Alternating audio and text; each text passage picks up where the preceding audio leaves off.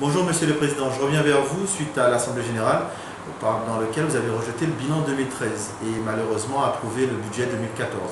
Ce qui donne au comité directeur et au président de la Ligue la possibilité, ou du moins ce qu'il en croit, la possibilité de continuer à gérer comme si de rien n'était et sans avoir d'obligation de reconvoquer une assemblée extraordinaire comme le stipule plus ou moins la loi dans les 1 mois qui suivent.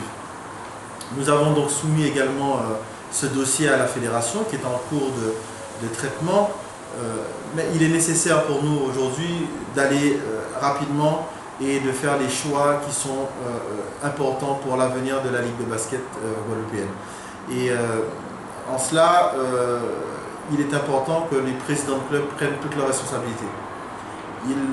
Pour moi aujourd'hui, il est anormal un tel désaveu, puisque le vote a été fait avec près de 1300 voix de différence. Il y a eu donc un vrai désaveu quant à la gestion de la Ligue. Et surtout, un désaveu par rapport à la manière dont nous avons été convoqués, la manière dont nous avons reçu les documents. Il manquait des pages. On n'a jamais vu ça. On nous parle d'un bilan simplifié qui comporte 14 pages. Nous n'avons reçu que 8.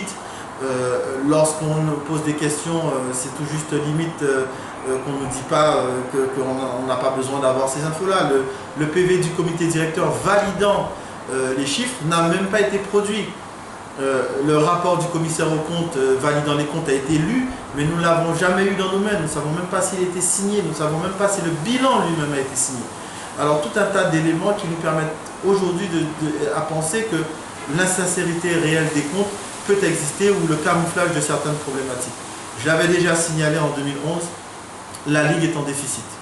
Et les jeux d'écriture par rapport aux subventions qui sont versées par la région et le conseil général ne font que retarder la bombe à retardement qui va à un moment donné exploser et exploser entre les mains de qui? Entre les mains de ceux qui demain voudraient reprendre la gestion de cette ligue. Il est important pour nous, une nouvelle fois, que nous ayons des éléments clairs. Il est important pour nous que chacun puisse savoir où il se situe pour demain pratiquer un basket correct et demain pratiquer un basket qui nous permette d'évoluer et qui ait un soutien de la Ligue. Combien d'entre vous ont reçu des ballons de basket pour entraîner également? On sait bien toutes les difficultés que nous avons et je les ai connues en tant que président de Vatab à s'équiper et également à se déplacer. Les déplacements en minibus nous coûtent très cher. Il y a beaucoup d'actions que nous pouvons faire en coopération avec le CNDS, en coopération avec la région et le département. Alors, quand une subvention pour un montant de 100 € versé à la Ligue, seuls 10 € reviennent en support à un licencié. C'est énorme comme dépense et comme gabegie de ce qu'il y a lieu ou ce qu'on pourrait faire autrement. Alors moi, cette vidéo, elle est simple.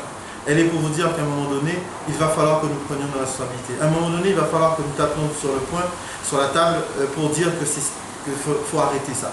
Et ça, pour l'arrêter, il faut que nous fassions une action qui nous permette de savoir qu'on va être écouté et une action qui nous permette demain de récupérer notre bien commun et de le gérer de façon confortable, de façon à ce qu'on puisse, tout le monde puisse y participer.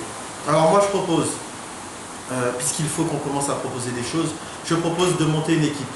Une équipe pas que de 17 membres, parce qu'aujourd'hui, même en regardant bien, les 17 membres ne sont pas là. La Ligue est gérée avec 5-6 personnes, les 17 membres ne sont pas là. Donc pas une équipe de 17, mais une équipe qui représente chaque partie du territoire, chaque membre adhérent, et qui puisse justement permettre qu'on ait des gens qui travaillent. Et à une équipe avec des gens qui travaillent, chaque club doit pouvoir envoyer un de ses représentants, de façon à ce qu'on puisse faire ensemble une ligue forte et qui représente tous les territoires et toutes les catégories d'équipes de basket en Guadeloupe. Les plus fortes, tel EDO, MJCA, les plus grosses équipes, comme les plus faibles.